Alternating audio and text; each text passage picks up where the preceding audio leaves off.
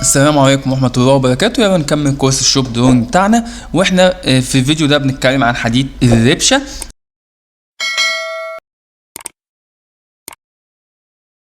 واتكلمنا في الفيديوهات اللي فاتت هندسه، وقلنا ان احنا في الاول خالص بنحسب عدد الكراسي وبنشوف كل كرسي التفريده بتاعته طولها قد ايه، ولو عندك حديد اضافي برضو بتحسبه عشان تبقى عارف القطعيات عندك قد ايه وعددها كام.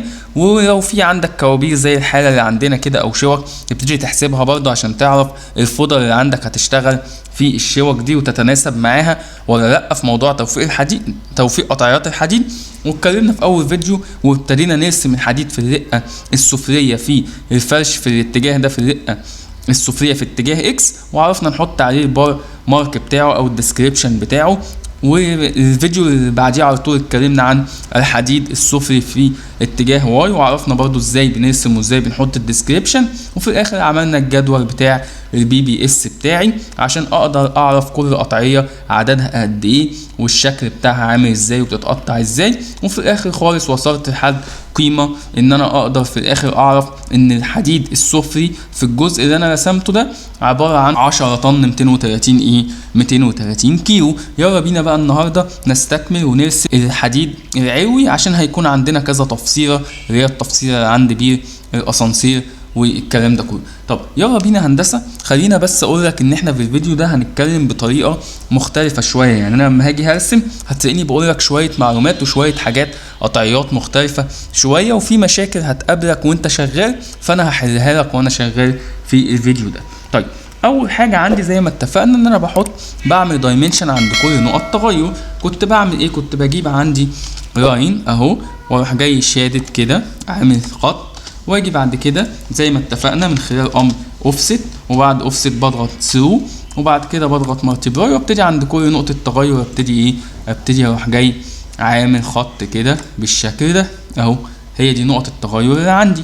جميل. خلي بالك من حاجه معينه، ان انت عندك هنا برضو في نقطه تغير. ليه؟ لان انا عندي الحديد العلوي لما يجي هنا هيبقى في حديد علوي في الجزء ده وفي حديد علوي في الجزء ده، وهنا الحديد هيبقى ليه شكل معين، فلازم اعمل هنا نقطه تغير. ولو ما فهمتش الحته دي هتفهمها ايه جوه دلوقتي، اصبر معايا شويه. بعد كده نيجي من عند قائمه انوتيت ونروح جايين مختارين دايمنشن لينير، مفيش مشكله خالص عندي، مفيش ازمه بالنسبه لي، واروح جاي مختار اهو. تمام. بعد كده ممكن اعمل كونتينيو بالشكل ده اهو، كده كده كده كده. تمام، حلو قوي، كفايه جدا لحد كده. واجي بعد كده هندسه نبتدي نرسم الاسياخ بتاعتنا. جميل. طيب هندسه، هو انا لما اجي ارسم السيخ العلوي برسمه ازاي؟ ببساطه شديده من عند ريفورسمنت بختار الريفورسمنت عندي ادي فاي 18 الكفر عندي. هنا بقى في ملاحظه، انا ممكن اعمل ايه؟ ممكن اجي هنا اروح جاي واخد اوفست على بعد 5 سم زي ما انا عامل كده اهو. يعني انا ممكن اشيل ده كده واروح جاي اعملها تاني بس عشان تبقى قدامك، اعمل اوفست على بعد 5 سم اهو كده. انا عملت اوفست لجوه على بعد 5 سم، ما بقتش محتاج بقى الكفر. لما اجي اضغط هنا ريفورسمنت اخلي الكفر بصفر. طيب واجي هنا على طول اروح جاي هنا السيخ برجل والسيخ برجل، واجي هنا انا عايز السيخ برجل يعني على زاويه 90 وطولها 1.10 متر، ومن الناحيه التانيه عايز انهي برضو السيخ برجل وعلى بعد 1.10 متر، وهو البرنامج لوحده هيقسمهولي. فهاجي من هنا اضغط من هنا كده، هبص الاقي السيخ اترسم معايا لحد هنا بالشكل ده. تمام. هيقول لي ان السيخ ده عباره عن 19 و91، عايز تقسمه؟ هقول له وخلي بالك انا شغال حديد علوي، يعني انا عايز الوصله تبقى عند عند العمود. طب ما هنا الوصله في الجزء ده ماشيه عند عمود، ولكن في الجزء ده مش هتكون ماشيه عند عمود. فقدامي حل من الاتنين، يا اما انا اروح جاي عامل خط هنا واروح جاي مقسم واغير الوصلات هنا، يا اما انا ازود الوصله في الجزء ده شويه اخليها 1.3 ولكن خلينا ماشيين واحده واحده. ادي طريقه احنا دوسنا اوكي اهو مظبوط، واحنا جايين حاطين هنا الوصله جت هنا عند عمود. ماشي، وصله ممتازه مفيش اي مشكله. وممكن اكتب الديسكريبشن بس سيب لي الديسكريبشن دلوقتي اهو. انا رسمت السيخ بالشكل ده. فهيجي واحد يقول لي يقول لي بص يا هندسه، بصراحه انا حوار ان الجهاز هو اللي بيقرر مكان الوصله ده انا مش عايزه، انا عايز ارسم انا الوصله بنفسي. اقول له مفيش مشكله، البرنامج برضو بيتيح لي الخيارات دي. هتيجي هنا هندسه عند ريفورسمنت جميل. وهتخلي السيخ 18 وادي اول سيخ برجل طولها متر 10. جميل. طب السيخ التاني لا، هخليه صفر. يعني انا هعمل هنا سيخ برجل وهنا سيخ بدون رجل وادوس تو بوينت عادي جدا، واروح جاي من هنا اهو رسمت السيخ. طب هندسه انت قلت لي ان الوصله دي كده عباره عن متر و10. طب انا لو عايز اوقف السيخ هنا في الجزء ده هندسه، طب عايز اشوف المسافه دي كام، فلازم ابقى اشتغل بقطعيات مناسبه. زي مثلا احسن قطعيه عندي هي قطعيه 12 متر، بعد كده ممكن عندي 9، بعد كده عندي 6، بعد كده عندي 3، 42 قطعيه ممتازه. يعني ال 12 او السيخ ال 12 هيتقسم على 5 قطعيات. فانا هقول ان انا دلوقتي هشتغل بقطعيه وليكن 9 متر. المتر 10 من ال9 متر يتفضل عندي 7 متر 90. واشوف السيخ واقف فين عند 7 متر 90. بص لقيت واقف اهو عند منطقه عمود اهو، السيخ واقف عند منطقه عمود. طب دي حاجه محترمه. طيب هو السيخ ما بيتحركش كده ولا كده، لا هو ثابت عند الرقم اللي انت كتبته له. يعني مثلا لو جيت تحت وكتبت له مثلا 11، هتبص تلاقي بص الوصله راحت فين اهي، راحت هنا. لا هندسه انا الوصله عندي ان هي 7 متر 90، وصله ممتازه. طب نرسمه تاني مفيش مشكله. يبقى انا دلوقتي عندي 2 بوينت وهاجي من هنا اهو وقلت لي 7 متر 90 اهو، فادي الوصله اهي جت عند عمود، واروح جاي دايس اوكي. ممتاز جدا. ادي الوصله اهي هندسه طلعت طول السيخ 8 96 ماشي، يعني قول 9 متر مفيش مشكله. ادي الوصله يا هندسه. طب عايز ارسم السيخ التاني، طب اعمله ازاي؟ اجي عند الريفورسمنت، وهنا بقى مش هختار اول اختيار، هختار تاني اختيار. انا عايز ارسم سيخ والسيخ ده يركب بطول وصله هنا ويركب بطول وصله هنا. فهو الراجل مجرد ما انت حطيت له فاي 18 قالك ان الوصله دي 108. طب وهناك لا، انا هناك مش عايز اعمل وصله دلوقتي، فهخلي الوصله من هناك صفر بالشكل ده، واروح جاي دايس 2 بوينت. مجرد ما تضغطه هنا هتبص هتلاقيه عمل لك الوصله ايه لوحده اهو، حط لك يا هندسه الوصل. طيب وابتدي افرد السيخ بالشكل ده. انا عايز السيخ بقى يكمل.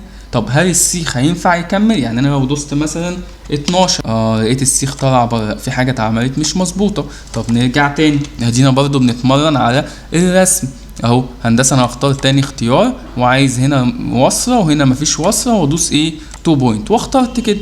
عايز اقف انا بالسيخ وليكن مثلا هنا عند العمود ده. طيب يبقى انا اكتب ايه؟ هكتب مثلا السيخ بص متقسم من هنا اهو. لو كتبت 3 متر 90، بص انا بجرب معاك اهو، بص السيخ واقف فين؟ لا انا مش عايزه يبقى هنا هندسه.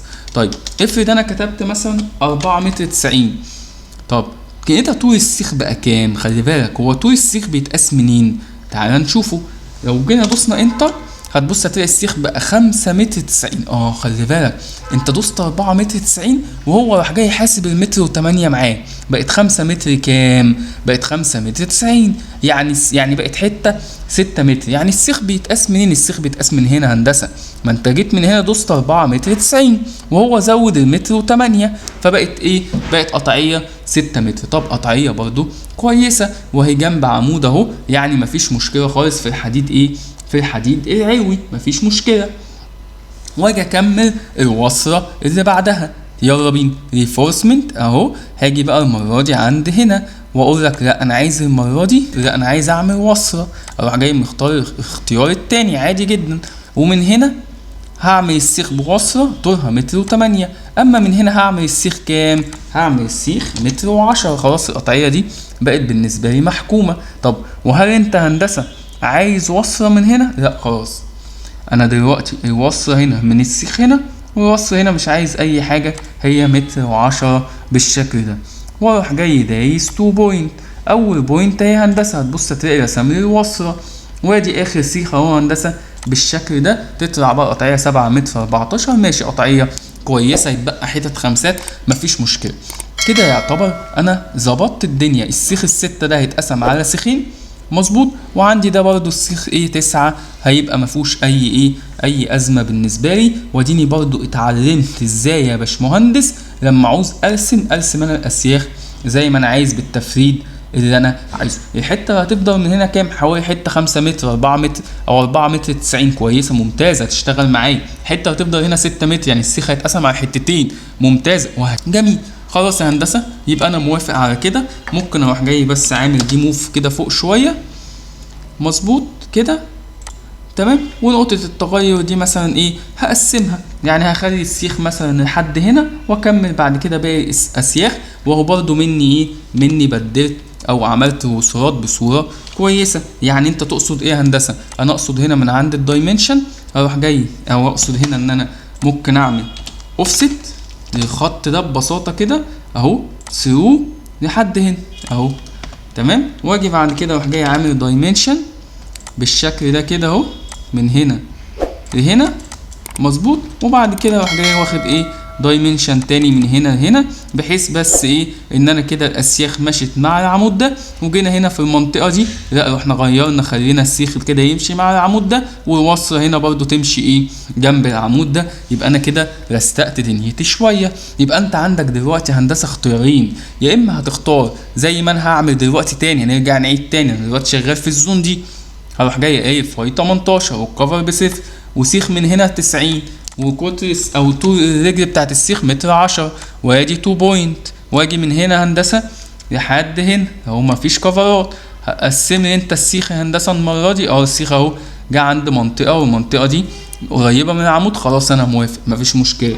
طب لو انت اهو انا موافق، وسيب لي الديسكريبشن دلوقتي عند عمود اهو، منطقه كويسه مفيش مشكله، ووصولات برضو بعيده عن بعضها والدنيا جميله. طيب لو انت هندسه مش عايز تمشي بالطريقه دي، خلاص همشي بالطريقه التانيه اللي انا لسه شارحها ايه دلوقتي، ان انت تعمل وصولات بنفسك. طيب نيجي بقى عند القصه اللي هنا بتاعه الاسانسير.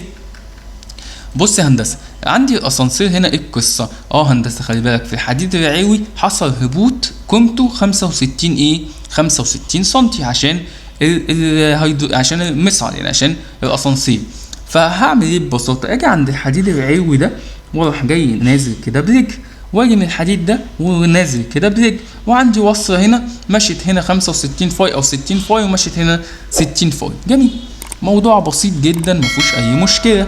يعني يا هندسه انت بالنسبه للجزء ده انا عندي هنا قطعيه محكومه عاديه جدا مفيهاش اي مشكله، زاويه 90 متر 10 ومتر 10، وادي 2 بوينت اهي. من هنا لا بس خلي بالك بقى، هنا في نقطه، هنا في نقطه الكفرات، لا خلي لي الكفر 5 سم، خلي لي الكفر 5 سم.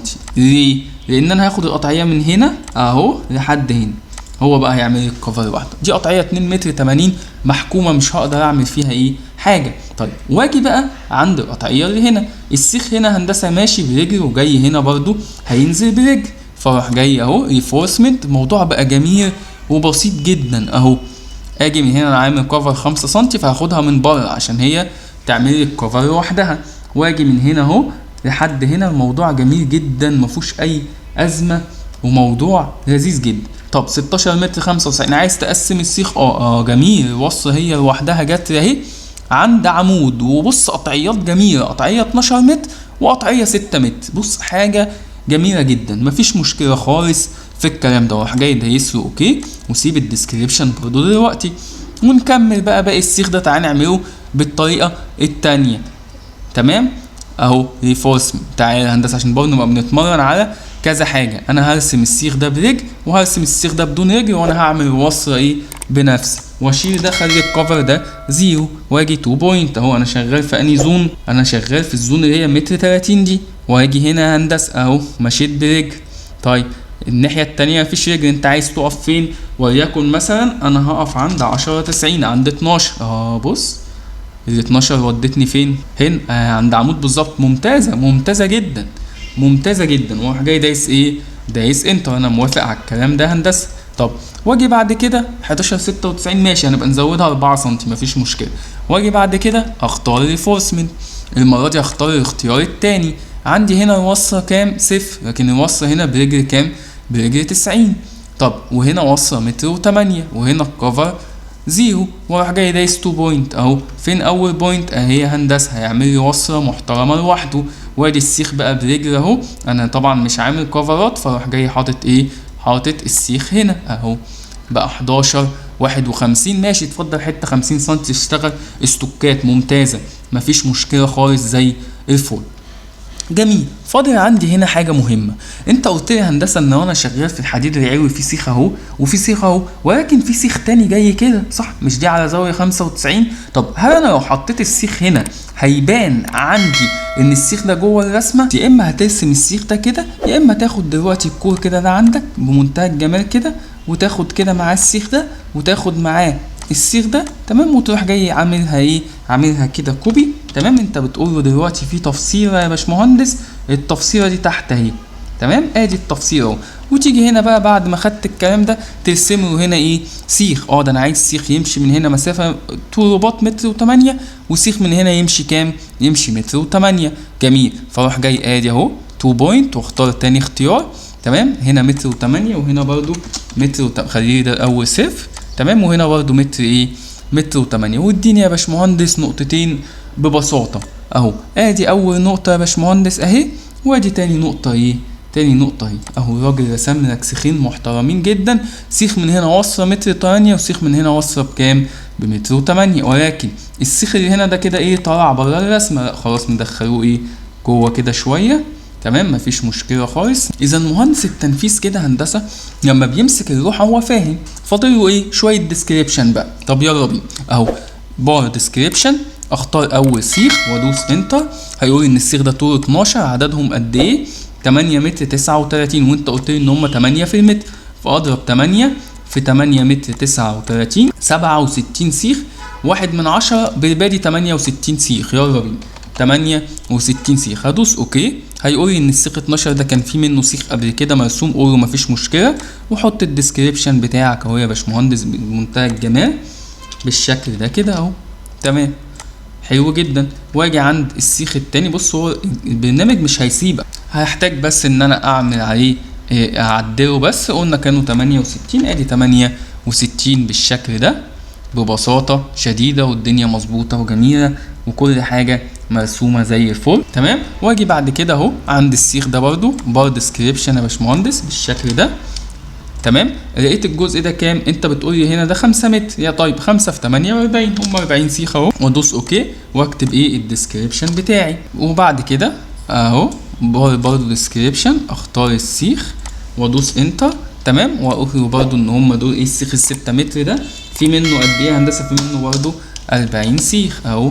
اروح جاي حاطط الديسكريبشن بتاعه بالشكل ده، واهو اكمل برضو باقي السيخ اهو هندسه بالشكل ده 40 سيخ اهو. ويتفضل حته 40 حته 5 متر، ممتاز، هتشتغل معايا بعد كده قطعيه ممتاز. ونكمل بقى البار ديسكريبشن اهو هندسه بالشكل ده تمام. هتقولي ده كده 3 متر، طيب ما هو 3 في 8 ب 24، يعني قول 25 سيخ عشان دي 3 متر و5، ودوس يس وحط لي الديسكريبشن اهو بتاعك اهو يا هندسه 25 سيخ. حاجه جميله جدا وبرنامج ممتع وبرنامج جميل بيظبط ايه الدنيا اهو تمام. طب لو الديسكريبشن عمل كده اعمل ايه، عادي جدا امسحه واعمله تاني، الموضوع بسيط اهو. بار ديسكريبشن واختار الديسكريبشن واروح جاي دايس ايه تمام اوكي، وهم 25 سيخه يا باشمهندس، وادي الديسكريبشن بتاعك الجميل اهو، جميل جدا. نبتدي بقى نكمل الكلام ده في باقي الديسكريبشن اللي عندي، عشان بعد كده هعمل جدول اسمه البي بي اس زي ما احنا هنشوف دلوقتي.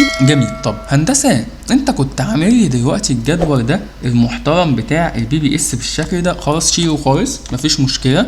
وتعالى كده يا باشمهندس اعمل لي مين تيبل تمام، ودوس هنا كلمه اور. انا عايز كود الحديد اللي انا حطيت عليه برمار كده اعرف هو قد ايه. راح جاي راسم لي الجدول اهو، وضاف لي فيه بقى ايه الاسياخ اهو، السيخ 6 متر اللي انا كنت عامله وباقي الاسياخ. اروح جاي من هنا كده عامل سمري تيبلز للبار، واقول له سيلكشن او اقول له اور، مش هتفرق معايا هنا.